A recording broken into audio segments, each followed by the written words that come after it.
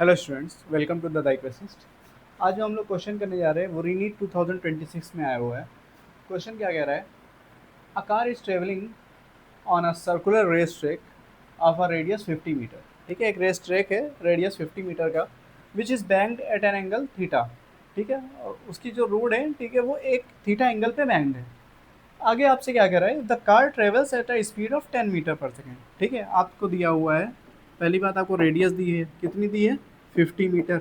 उसके बाद आपको वेलोसिटी दी है, कितनी दी है? 10 मीटर पर सेकेंड। आगे आपसे क्या कह रहा है? Then the wear and tear on tyre is minimum. ठीक है, जब 10 मीटर पर सेकेंड की स्पीड से कार ट्रेवल करती है तो wear and tear of tyre is minimum है। आगे आपसे क्या कह रहा है?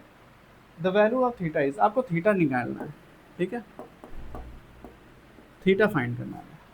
अच्छा, देखिए, जब भी आपसे बोले wear and tear minimum minimum या स्किड विदाउट स्किडिंग, ठीक है, इस टाइप के जब भी वर्ड आए तो हम सीधे अप्लाई कर सकते हैं tan theta equal to V square by R G. ठीक है, क्या सीधे फॉर्मूला लगा सकते हैं? Tan theta equal to V square by R जी।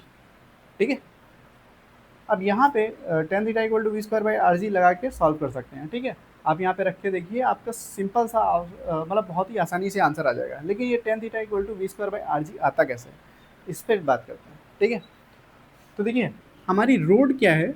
अगर ये हॉरिजेंटल है, ठीक है, तो इस पे थीटा एंगल पे बैंक्ड है, यानी कुछ इस तरीके से रोड है हमारी, थीटा एंगल।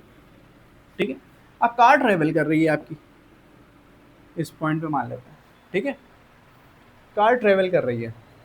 अब कार ट्रेवल कर रही है तो इसका कुछ ना कुछ मास होगा, जो कि ग्रेविटेशनल फोर्स अप्लाई हो रहा होगा जिस पे, एम जी, नीचे की तरफ। ठीक है, वर्टिकली। अब एक नॉर्मल फोर्स लग रहा होगा। ठीक है, नॉर्मल फोर्स हमेशा सरफेस के परपेंडिकुलर लगता है, तो नॉर्मल फोर्स सरफेस के परपेंडिकुलर लगता है, इसका मतलब नॉर्मल फोर्स कहाँ पे लग रहा होगा? इस तरीके से, एन।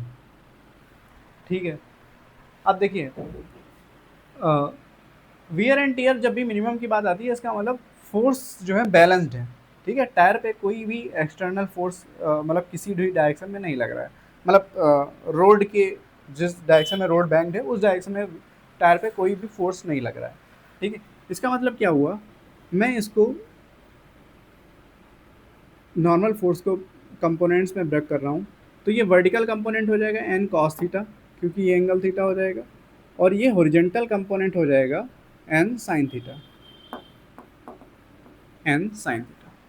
ठीक है, अब क्योंकि ये एक सर्कुलर मोशन कर रही है, ठीक है, तो इस पे एक फोर्स लगेगा M V square by R,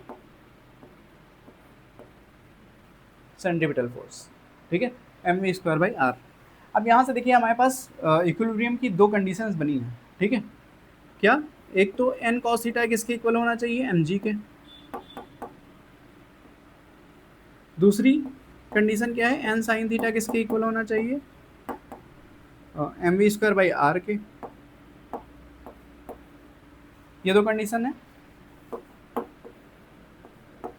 अब हम क्या करें? अगर हम इक्वेशन 2 को डिवाइड कर दें इक्वेशन 1 से, ठीक है, इक्वेशन 2 को डिवाइड कर दें इक्वेशन 1 से, तो हमारे पास क्या आ जाएगा? एन साइन कैंसिल हो जाएगा, sine theta upon cos theta आ जाएगा, sine theta upon cos theta आ जाएगा। इस साइड क्या आ जाएगा? ये M B square by R को हमको डिवाइड करना है किससे? एम जी से।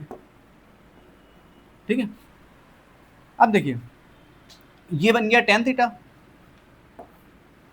ठीक है, और ये M V square by R है और नीचे एम जी है, तो एम से एम कैंसिल हो जाएगा, V square by R G आ जाएगा।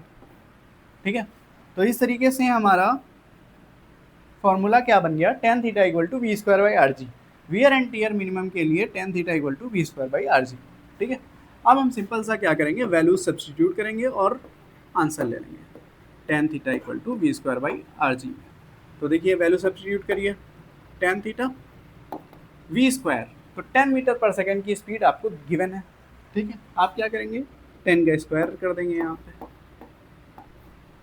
आर है, तो आर हमारा गिवन है 50 मीटर, मैंने 50 लिख दिया।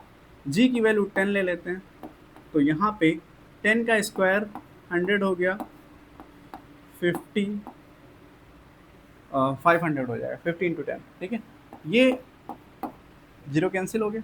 टेन थीटा इक्वल टू कितना आ गया 1/5, तो थीटा इक्वल टू क्या आ जाएगा टेन इनवर्स 1/5। तो आपका ऑप्शन थर्ड करेक्ट है।